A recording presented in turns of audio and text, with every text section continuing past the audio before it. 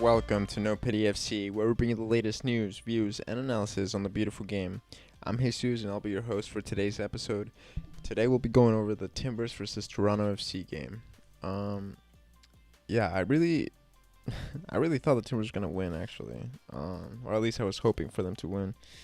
But yeah, that was far from what actually happened. Like, we absolutely got dominated by Toronto FC, which honestly, I thought it was going to be somewhat of a tight match, given the fact that Toronto FC isn't doing so great.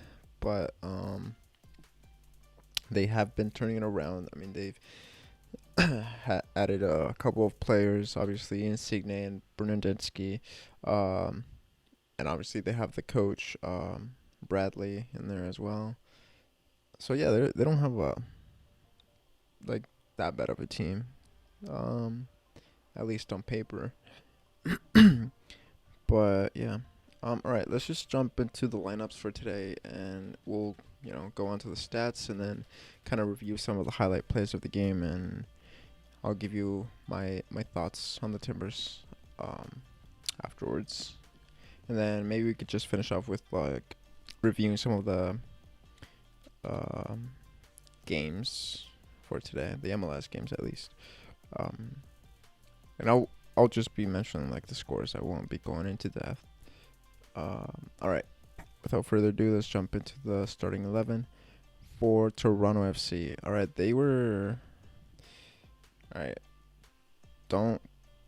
I don't know if this is right or not, but this is based on Google. According to them, Toronto FC played with a 4-3-3. Which I don't know.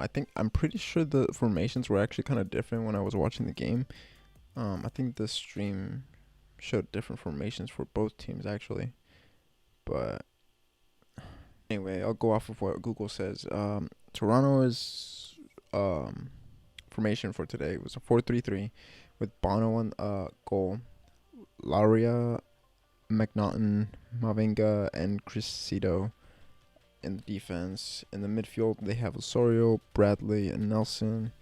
In the attack, they have Bernardetsky, Jimenez, and Insigne. Now for the Portland Timbers, we have 3-4-2-1 formation with Ivajic on goal, obviously, Tuiloma, Van Ranking, Superic on defense. In the midfield, we have at least on the lower end of the midfield, we have Bravo, Diego Chara, Ayala, and Yemi Chara. Sort of in the center attacking mid roles, we have Moreno, Niezgoda, and up top we have Blanco. So yeah, I mean, to be honest, when they showed the starting 11 for the Timbers, I felt pretty positive about it. I thought, we had a good chance. I definitely thought we were gonna win. But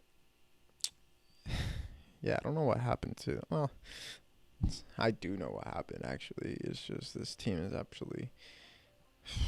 I might be kind of harsh, but they're kind of trash right now. Yeah. All right. Let's move on to the stats of the game here. I'll prove my point here. All right. So on the game, I'll start off with the Portland Timbers actually. For the stats, they have 3 shots total throughout the whole game. 3 shots. You heard that right. They had 2 shots on target, so I guess they made most of their shots on target. Possession wise, they had 43%. Passing accuracy was 78%. They had 20 fouls, no cards, 2 offsides, and 1 corner. Toronto FC, they had 23 shots. 23. We only had 3. They had 23. Jesus. 12 of them were actually on target. 57% possession. 86% pass accuracy. 11 fouls. 4 yellow cards. 2 offsides. And 4 corners. Alright, now onto the recap of the game. Kind of some of the main highlights that I thought of. I guess I'll start off by mentioning the players that kind of stood out for me in this game. And obviously for me, it was Insigne and Bernardeschi. Um, and for the Timbers, the only player that stood out for me was the goalkeeper, um, Ividic. Sorry, I blanked on his name. Um, yeah, Ividic. Without Ividic, I don't know what the score is. I guarantee you is double the score that double the amount of goals that they scored today. Um, he definitely saved us from many many dangerous plays. All right, I guess we'll jump onto the first goal for the Toronto FC, which came in the 40th minute. Um, one of their players. Sorry, I'm trying to get the names right, but I don't. Honestly, I'm not gonna lie. I don't know. I'm not very familiar with Toronto FC other than Insigne and Bernardeschi, obviously. Um, but yeah, one of their players takes it down the line on the right side. Well, I guess for the Timbers it'd be the left side, but um, he takes him down the line, and Bravo is defending him. Um, and this brings me to the point that I've made earlier, um, about Bravo. Like, I understand the benefits that he brings when we're attacking. He's, very versatile in the sense that he's always running up and down the field. He can do certain things that other players can't, and the attack. But one thing that I just don't like about him is his defense. His defense is absolutely whack. Like, okay, a lot of the times, like I've said before, we find him out of position, and these teams know that. I mentioned in the last game that you know most of the attacks were coming um, from that left side, but because Bravo wasn't in the game, um, you know, uh, they were getting shut down. Like the opposition was getting shut down, so they stopped trying because they knew, it wasn't going to plan to what they had planned. Um, and now Toronto FC kind of does a similar thing. Most of the plays come from that side. With Brandensky running down that side, being very lethal. In that sense, he actually was one of the players that stood out to me the most. Um, between Insigne and Bernardeschi, I think Bernardeschi was absolutely phenomenal. He was very active throughout the whole game, and some of the passes were, wow, just pure class, honestly. Um, but yeah, so on this play specifically, Bravo gets taken down towards the byline.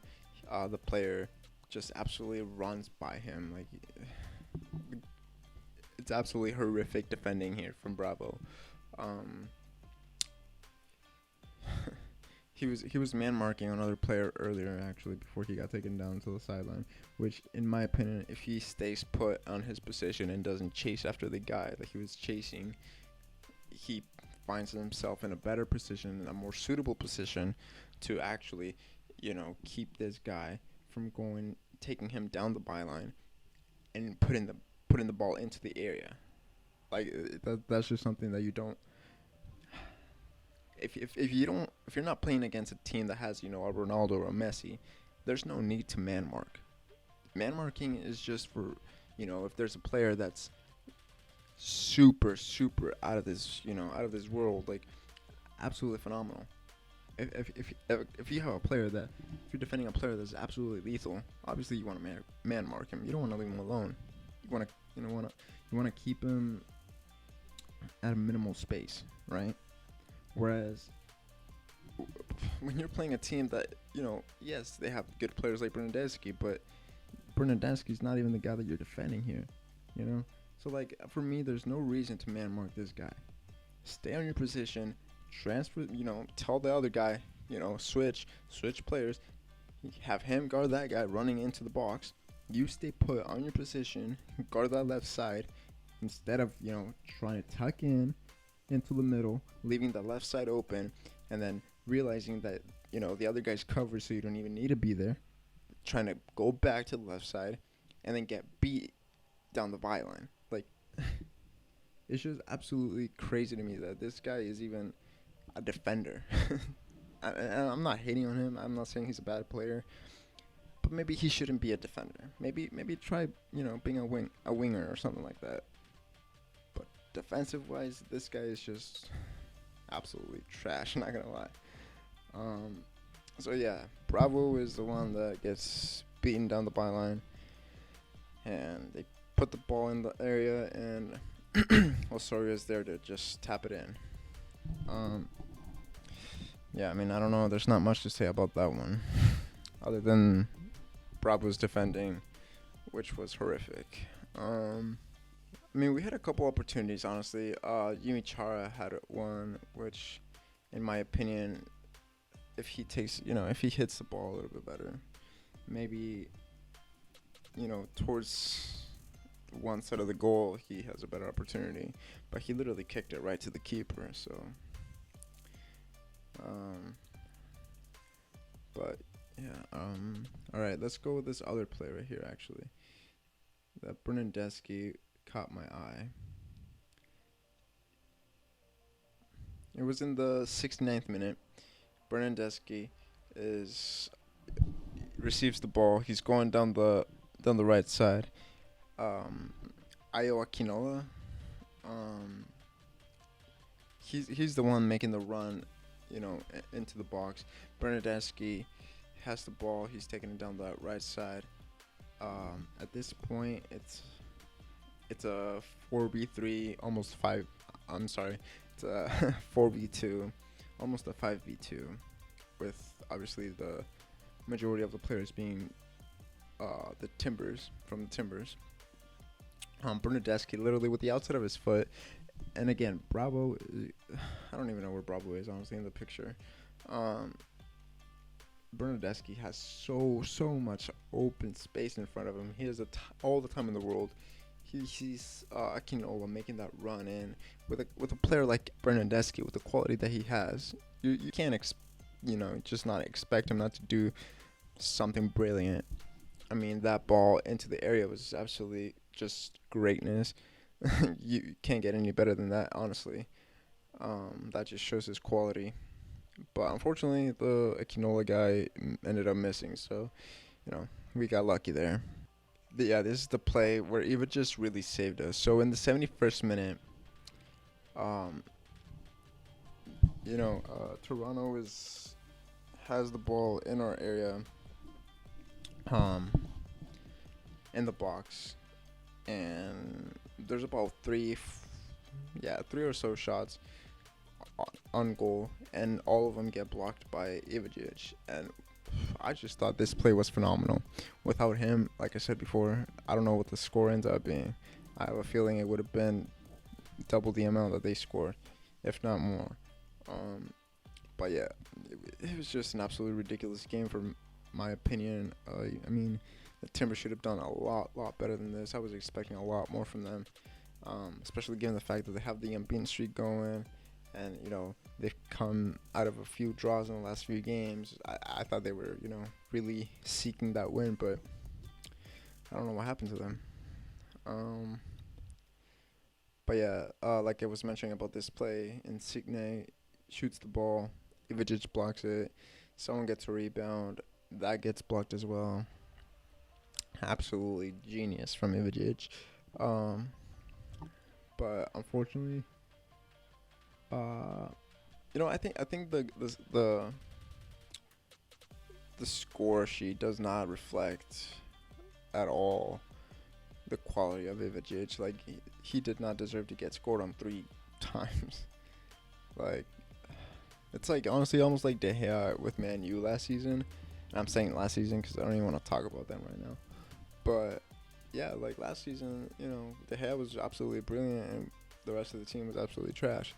And similar scenario here, where Ivajic he's had a phenomenal season so far. And the Timbers, I mean, I don't know what the heck they're doing. I mean, yeah, they're on and off. Like, they're so inconsistent. I don't know what to make out of them. But yeah, we'll go on to the goal here for the Portland Timbers. It was actually a really really good build up. I mean, Yumi Chara takes the ball, he beats a player or two, passes it to Blanco, who was, you know, playing as a false nine right there, and he delivers the ball over to the the right side where Van Rankin is making that run, takes a touch and just shoots it bottom left of the corner, and absolutely brilliant, to be honest. I'm actually super glad that he scored, given the fact that he's the only Mexican player on the Timbers representing over here. um, but yeah, I thought, to be honest, it was gonna end in a draw at that point, but it is football. You never know. Anything can happen. We've seen some crazy things happen, especially in the Champions League. Uh, but yeah, I mean, Bradley delivers a brilliant ball to Insigne in the box in the 78th minute. And here's what I was kind of talking about earlier on. In if it, if the ball doesn't get touched by the defender, I feel like Insigne literally scores the goal of the season, because that ball was brilliant. And if he catches that on the first volley, oof, absolutely phenomenal. That would have been phenomenal. But, unfortunately for him, he still scored a great goal. But, um, he caught the ball on second, the second bounce, mid volley. So it wasn't that great, but still great. And yeah, I just think Ivajic was just unfortunate in this case. I mean, this defending was whack. There's not much he can do. I mean, that ball was just top right. You're not catching that, Especially he was so close to goal. All right, now on to, actually, on the 84th minute, Ivajic again literally saves us from a third goal. At this point, it's 2-1 on the 84th minute. Ivajic literally saves a ball on the line, and without that, I mean, could have been 4-5-1. Who knows what it would have been, But yeah, that was a brilliant save from him, and unfortunately, right after that save is when we got scored, because Bernardeschi receives the ball again, does half a turn. Again, Bravo is defending him. Excuse me, sorry about that. Bravo is the one defending Bernardeschi, and literally Bernardeschi doesn't have to do much. He receives the ball, does half a turn, hits the ball, half a turn. Doesn't really even try that hard. Like, again, Bravo. Like, you're defending, man. Your positioning's not right. If you're really gonna defend a player like Bernardeschi, like, the guy was man guarding earlier. Like, why aren't you getting close and tight with Bernardeschi? If anything, that's the player you want to be up and tight with. You don't want to give him space. You don't want to give him time. Like, he gives him time in the world. He's like, oh yeah, just you do you, man. Go ahead. Like, it's absolutely ridiculous. I don't know. But yeah, that was it. That was the game. 3-1 score. Timbers obviously lost their unbeaten streak. Back to 0 again.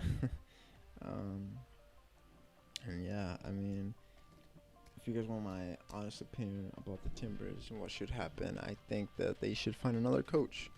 I don't mean to hate on Gio, but it's just the fact that, we haven't really been that successful or that exciting of a team like we were before at one point. I don't know. It's just the inconsistency that comes with this team is unbearable at times. Like, I mean, I get that we had a good run of, not losing games, but it's not about, surviving. If you want to win, you got to thrive, right? So it's about getting results, getting 3 points, day in and day out, and that's just exactly what's not happening. These draws, I mean, yeah, sure, we're not losing points, but we're also not gaining any more than 1 point. So yeah, not very favorable scores. In my opinion, like I said, Gio just you know needs to be out. He needs to be cut from the team. Um, and yeah, I think we just need a new face, new image, new coach, and refresh this team because I mean, yeah, we have a decent squad, but oh man. Or maybe just a new coach that will come with a new system, and maybe these players can get their thing together. But as of right now, I kind of see this kind of going, the Man U direction where the whole team is just absolutely whack. But obviously it's not that bad. We have a pretty good squad, honestly. It's just again the style of play doesn't really suit these players at times, especially Bravo. He cannot be going all the way up high or getting out of position all the time because he cannot go back to, he can't recover at all. The guy can barely defend as it is. Like, you expect him to recover? Like, no, it's not gonna happen.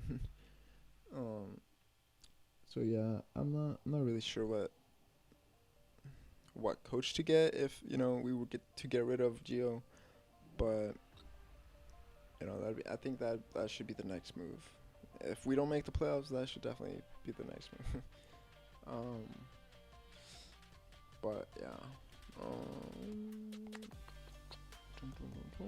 Sorry, I'm trying to find some. Okay, so I guess we'll just move on to the kind of go over some of those results so far from the MLS from this weekend. Let's see. Alright, we had 2, 4, 6. Yeah, okay, so we had 12 games. We had 12 games total today for the MLS. And here we go. Alright, so the first game we had New York Red Bulls versus Orlando City, and Orlando City took that game 1-0. And then we had New England versus DC United. New England ended up winning 1-0 against Wayne Rooney's DC United, which honestly, I know they have issues of their own, but with Rooney coming in, I really thought they were gonna, hit the ground running, but looks like that's not gonna be the case. Obviously, we had Toronto beating Portland 3-1. Philadelphia beat Chicago 4-1. So, seems like that was an interesting game. Inter Miami coming back and beating New York City 3-2. That was a crazy match. If you did not watch that game, I suggest you go watch the highlights. Cincinnati versus Atlanta United 2-2. So very tight game there. Dallas against San Jose 4-1 favoring Dallas.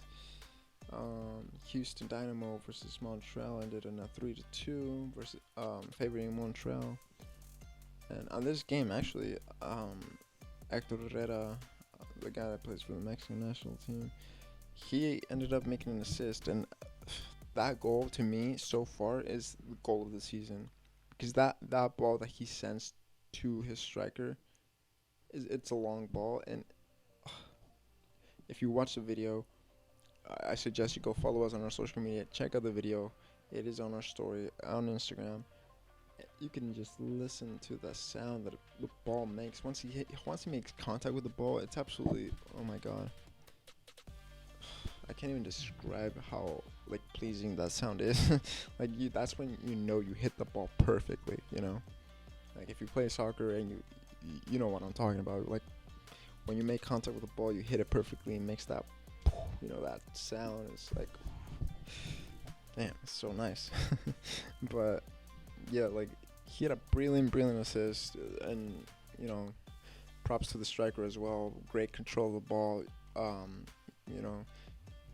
flicking it over the defender and catching it on the ball. And that was just crazy. And the crazy part about the long ball as well is that it was his weak foot. He's a right-footed player. and he sent that long ball with his left. That is absolute skill. Like you don't do that. You don't see that anywhere. Colorado ended 1-1 with Columbus. Austin Austin beat Sporting Kansas City 4-3. LAFC absolutely dominated against Charlotte 5-0. LA Galaxy destroyed Vancouver 5-2. Vancouver did have a red card, so they were down a player. But regardless, I mean, Galaxy was already beating them like 4-1 earlier. So I don't think that made a huge difference. Yeah, so that's kind of what I got for you guys today. This is the type of episode that we'll be making pretty much after every game. We'll be including some more things in the future. As of right now, we're kind of still working things out. But we appreciate the support and the patience. And hopefully things can get better really soon. We have a lot of ideas and a lot of plans, and yeah, we're excited and hope you guys enjoy. Don't forget to follow us on our social media, like I said, Instagram, Facebook, Twitter, YouTube. If you like soccer videos, short videos, follow us on YouTube for sure. We're doing a lot of cool little videos on there. But yeah, all our social media is at NoPDFC. I believe the Facebook page is NoPDFC1 with the number 1. But other than that, it's all NoPDFC, and everything has a link to everything. So no matter where you go, you'll be able to find us pretty easily.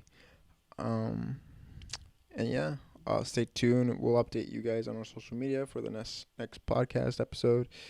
And let us know what you think about these episodes and things maybe we should include and things we could do better. We'd love to hear some feedback from you guys. After all, we do make this content so that you guys can enjoy. And yeah, appreciate all the support. Thank you guys. Have a great one.